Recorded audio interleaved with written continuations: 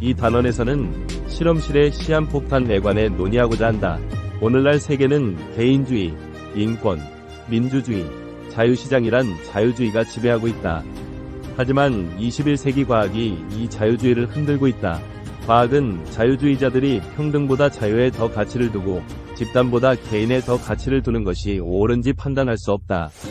그렇기에 종교와 같이 자유주의도 추상적인 윤리적 판단뿐만 아니라 사실적 진술을 기반으로 하는 한계로 사실적 진술들은 엄밀한 과학적 검증을 통과하지 못한다는 것이다. 자유주의가 중요하게 생각하는 것은 유권자와 소비자이기에 결정론인지 무작위적이지도 않고 자유라는 요술봉을 휘둘러 스스로 결정을 내린다. 그로 인해 가슴이 시키는 대로 따르고 좋게 느껴지는 것을 하라고 가르치는 것이다. 우주라는 의미를 부여하는 것도 우리의 자유의지이며 그러나 실제로 어떻게 느끼는지 알거나 당신의 선택을 확실하게 예측할 수 없으므로 당신의 이익과 욕망을 관리하는 일을 빅브라더에게 맡겨서는 안 된다.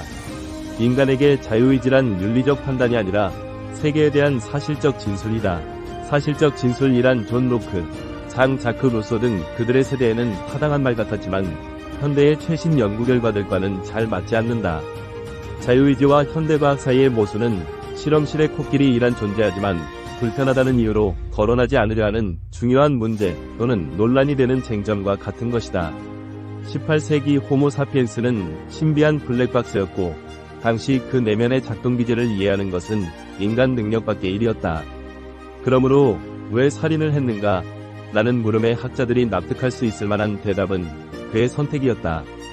그의 자유의지대로 살인을 선택했고 따라서 그 범죄에 대한 책임은 당사자 본인이다 라는 답변이 당연하였다.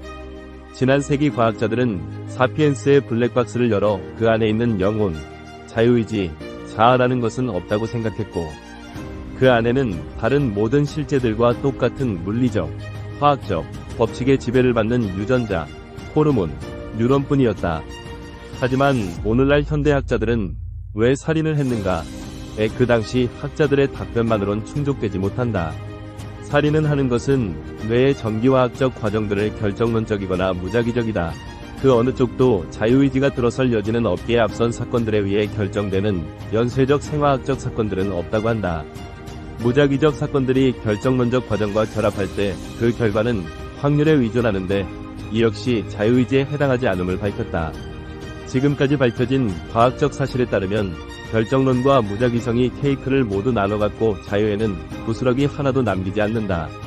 자유라는 신성한 단어는 영혼과 마찬가지로 의미를 밝히고 말고 할 거 없이 알맹이 없는 용어였다. 자유의지는 앞으로 우리 인간이 지어낸 상상의 이야기 속에만 존재할 것이다. 진화론이란 관 속에 넣고 못을 박은 것으로 진화란 불멸의 영혼과 악의가 맞지 않는 것처럼 자유의지라는 개념도 받아들이지 않는다. 진화론에 따르면 동물들이 하는 모든 선택은 그들의 유전암호가 반영된다. 만일 적응도가 낮은 유전자 때문에 어떤 동물이 독버섯과 빈혈에 걸린 짝을 선택한다면 그 유전자들은 멸종할 것이다. 하지만 어떤 동물이 무엇을 먹고 누구와 짝짓기 할지를 자유의지로 선택한다면 자연 선택할 일은 없을 것이다. 이런 과학적 설명을 들을 때 대부분 이해하지 못할 것이다. 인간은 자유가 있다고 느낄 것이고 자신의 소망 과정에 따라 행동하기에 자유의지를 욕망에 따라 행동하는 능력으로 정의 내릴 수 있다. 또한 특정한 소망을 느끼는 것은 내 뇌에서 일어나는 생화학적 과정들이 그런 느낌을 만들어내기 때문이다. 그런 과정들은 결정론적이거나 무작위적일 뿐 자유의지에 의한 것이 아니다. 이것은 그저 가설이나 철학적 추론이 아니라 오늘날 우리는 뇌 영상을 이용해 사람의 욕망과 결정을 본인이 미처 의식하기도 전에 예측할 수 있다. 어떤 실험에서 사람들은 거대한 뇌 스캐너에 넣고 양손에 스위치를 하나씩 쥐게 한 다음 피실험자가 실제로 행동을 하기도 전인 자각 수준에서 과학자들은 피실험자의 뇌신경 활성을 보고 어떤 스위치를 누를 것인지 예측할 수 있다. 피실험자가 자신의 선택을 인지하기 0점 몇 초 내지 몇 초 전에 피실험자의 결정을 알려주는 뇌신경 활성이 시작되기 때문이다. 사람들이 계속해서 자유의지에 대해 논쟁을 벌이는 것은 과학자들 중에서조차 낡은 신학적 개념들을 계속 사용하는 사람들이 부지기수이기 때문이다. 그리스도교, 이슬람교, 유대교 학자들은 수백 년 동안 영혼과 의지의 관계에 논쟁을 하며 사람이 영혼이라 불리는 내적 본질을 지니고 있으며 그것이 진정한 나라고 추정했다. 그들은 내 자아가 다양한 욕망을 소유한다고 주장하며 옷을 선택한 것과 똑같이 욕망을 선택하며 내 운명은 그런 선택들에 따라 결정된다는 것이다. 하지만 나는 어떻게 욕망을 선택하는가 예컨대 왜 이브는 뱀의 말을 들은 뒤 금지된 과일을 먹고 싶은 욕망이 생겼을까? 그 욕망이 이브에게 강요되는지 그 욕망은 자유의지로 선택했을지 궁금증을 자아냈다. 하지만 영혼은 존재하지 않고 인간에겐 자아라고 불리는 내적 본질이 없다고 받아들이면 자아가 어떻게 욕망을 선택하는가? 나는 질문 자체가 성립되지 않는다. 현실에는 의식의 흐름만 존재하고 욕망은 그 흐름 안에서 생겨났다가 사라질 뿐이다. 욕망을 소유하는 불멸의 자아는 존재하지 않는다. 따라서 내가 내 욕망을 결정론적으로 선택하는지, 무작위로 선택하는지 자유의지로 선택하는지 묻는 것은 무의미하다. 자유의지의 존재를 의심하는 것은 단순한 철학 훈련이 아니다.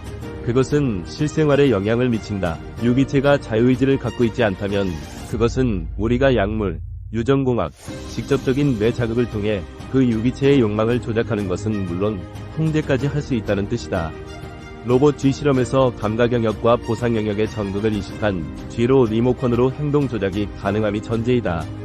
이로 인해 생존자 수색, 폭탄이나 더 찾기, 지하터널과 동굴을 만드는 일을 도울 수 있지만 동물복지 분야에선 G에게 고통을 준다고 우려함이 자아냈다. 하지만 G는 이 실험을 즐긴다라는 주장으로 G의 욕망이란 것은 뉴런 발화의 한 패턴일 뿐 G의 쾌락 자극에 따른 행동을 자유의지라고 하였다. 호모 사피엔스 대상 시험에선 인간 역시 G처럼 조정이 가능하며 우울, 불안함 같은 복잡한 감정들을 조절할 수 있다. 최근 과학 연구에서 우리는 단 하나의 자아를 지니고 있으므로 내 진정한 욕망과 외부의 목소리를 구별할 수 있다는 생각은 또 하나의 자유주의 신화에 불과하다는 사실이 폭로되었다. 나는 누구인가? 과학은 자유주의의 자유의지에 대한 믿음뿐만 아니라 개인주의에 대한 믿음도 악화시킨다. 자유주의자들은 우리가 분리할 수 없는 단일한 자아를 가지고 있다고 믿는다. 즉, 개인은 분리할 수 없는 존재라는 뜻이다. 하지만 지난 몇십 년간 생명과학은 단 하나의 진정한 자아란 불멸의 영혼, 산타클로스, 부활절 토끼 같은 것이라고 했다. 인간은 나눌 수 없는 존재가 아니라 인간은 나눌 수 있는 존재라고 표현했다. 인간의 뇌는 활동 담당 영역이 다르지만 뇌가 뇌 위에 연결된다. 뇌전증 같은 경우 뇌의 한 부분에 전기 폭풍이 일어나 다른 부분까지 번져 급성 발작을 일으키는 것인데 이 부분을 분리하면 진정되는 효과가 있다. 이로 인해 다양한 실험들을 했고 좌뇌, 우뇌가 생각하는 답변들은 다들 달랐다. 이렇게 사람들이 어떻게 경제적 결정을 내리는지 알고 싶어한 행동경제학자들도 비슷한 결론에 이르렀고 대부분의 실험들은 이런 결정들을 내리는 단일한 자아는 존재하지 않는다고 했다.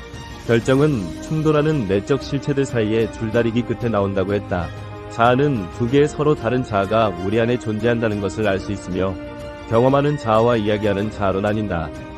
경험하는 자아는 매우 불쾌한 경험에 약간 불쾌한 경험을 더하여 일화 전체를 좀 더 괜찮은 경험으로 만드는 것이 불가능하다.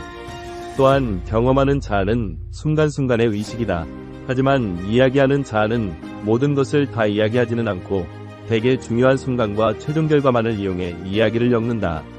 좌뇌와 우뇌는 서로 연결되어 있으며 이야기하는 자아는 경험을 이야기를 구성하는 중요한 원재료로 이용한다. 그리고 그런 이야기들은 다시 경험하는 자아가 실제로 느끼는 것에 영향을 미친다. 때때로 경험하는 자아는 이야기하는 자아가 세운 최고의 계획마저 방해할 정도로 강력하기도 한다. 그럼에도 우리 대부분은 자신을 이야기하는 자와 동일시한다. 우리가 나라고 말할 때 의미하는 것은 우리가 하는 경험의 세찬 흐름이 아니라 우리 머릿속의 이야기다. 중요한 것은 우리가 태어날 때부터 죽을 때까지 불변하는 단 하나의 정체성을 가지고 있다는 느낌을 항상 받는 것이다. 개인, 우주 전체에 의미를 제공하는 분명하고 일관된 목소리를 가지고 있다고 믿게 만드는 미심쩍은 자유주의를 야기한다. 포르의 루이스 보르헤스의 소설 앰퍼샌드 LT, 문제 앰퍼샌드 GT, 위 주인공은 이야기하는 자아이다. 이야기하는 자아가 자아낸 실타래가 우리 자신 또는 주변 사람들에게 중대한 피해를 끼칠 때 어떤 일이 일어날까 생각했을 때 첫 번째 한 가지 가능성은 별일이 일어나지 않는 것이다. 망상이 심해 실제와 망상의 차이를 인식하지 못한다. 두 번째는 공포에 사로잡혀 망상에서 벗어나는 것이다. 또한 마지막은 죽이는 순간 더욱 자신의 모든 것을 걸고 환상에 매달리는 것이다. 정치학에선 이런 현상을 우리 아들들이 죽음은 헛되지 않았다 증후군이라고 부른다. 전쟁에서 희생자 부모나 당사자들은 너무 가혹한 일이기에 차라리 환상을 가지고 사는 것이 훨씬 더 쉬운 것은 그것이 고통의 의미를 부여하기 때문이다.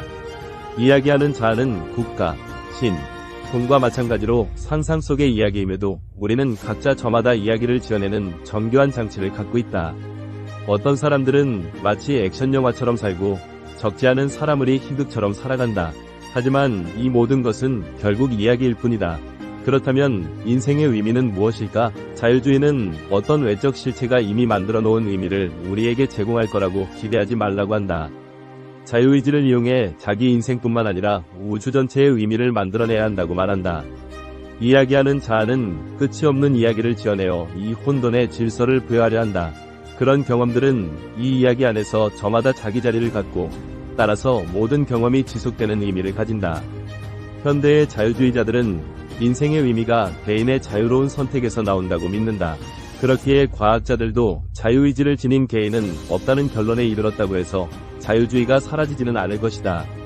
머지않아 우리는 개인의 자유의지를 전혀 허용하지 않는 엄청나게 유용한 장치들, 도구들, 구조들의 홍수에 직면할 것이다. 민주주의, 자유시장, 인권이 과연 이 홍수 속에서 살아남을 수 있을까요?